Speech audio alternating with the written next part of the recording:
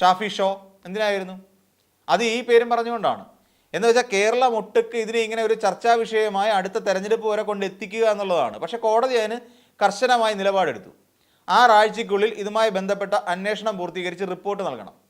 എല്ലാ ആഴ്ചയിലും ഇതുമായി ബന്ധപ്പെട്ട റിപ്പോർട്ടുകൾ സമർപ്പിച്ചിരിക്കണം. അതും അതീവ രഹസ്യമായി സീൽ ചെയ്ത കവറിനുള്ളിലായിരിക്കണം റിപ്പോർട്ട് വരേണ്ടത്. എന്ന് വെച്ചാൽ അതിൽ നിന്ന് ഒരു വള്ളി പുള്ളി വിസർഗം പുറത്തേക്ക് പോകാൻ പാടില്ല എന്നുള്ള കർശന നിർദ്ദേശത്തോടു കൂടി. ഇതിൽ സർക്കാർ എങ്ങനെ കുറ്റക്കാരാകും എന്നുള്ളതാണ് നമുക്ക് മനസ്സിലാകാത്തൊരു കാര്യം. അതായത് ഇവിടെ പ്രതിപക്ഷം ഉയർത്തിക്കൊണ്ടിരിക്കുന്ന രീതിയിൽ മുഖ്യമന്ത്രി രാജിവെക്കണം, VN വാസവൻ രാജിവെക്കണം, PS പ്രശാന്ത് രാജിവെക്കണം. ഇവരെങ്ങനെ അല്ലെങ്കിൽ എന്തിന് ഇവർ രാജിവെക്കണം? മുഖ്യമന്ത്രിക്ക് ഇതിൻ്റെ അറിവ് വല്ലതും ഉണ്ടോ? ഇതിൽ നിന്ന് ഈ പറയുന്ന 474 ഗ്രാം സ്വർണത്തിൽ നിന്ന് മുഖ്യമന്ത്രി അതിൽ നിന്നും എടുത്തിട്ടുണ്ടോ? 1 ഗ്രാമെങ്കിലും എടുത്തിട്ടുണ്ടോ? ഇല്ല. അപ്പോൾ പിന്നെ ഇങ്ങനെ സംഭവിക്കണമെങ്കിൽ ഈ 474 ഗ്രാം സ്വർണം ഈ പറയുന്ന ഉണ്ണികൃഷ്ണൻ പോറ്റി വെട്ടിച്ചുകൊണ്ട് വേറെ എവിടെയെങ്കിലും കൊണ്ടുപോയി കച്ചവടം ചെയ്തു എന്ന് തന്നെ വയ്ക്കാം, ബാംഗ്ലൂർ തന്നെ.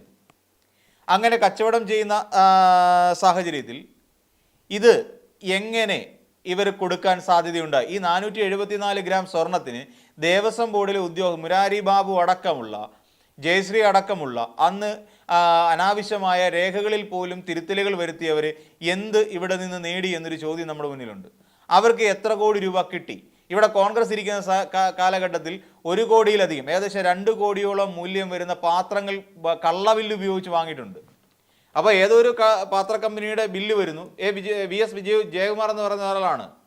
അതായത് നമുക്കറിയാം ആരുടെ സഹോദരനാണ് എന്നുള്ള കാര്യം നമുക്കറിയാം. എന്താണ്? VS ശിവകുമാറിൻ്റെ സഹോദരൻ. അപ്പോൾ അദ്ദേഹം അവിടെ ഇരിക്കുന്ന കാലഘട്ടത്തിൽ, ഇവിടെ അഡ്മിനിസ്ട്രേറ്റീവ് ഓഫീസറായിട്ട് ഇരിക്കുന്ന കാലഘട്ടത്തിലാണ് പാത്രങ്ങൾ വാങ്ങിക്കൊണ്ടേയിരിക്കണം വർഷാവർഷം. അങ്ങനെ ഒരു ബില്ലുണ്ടാവുന്നു.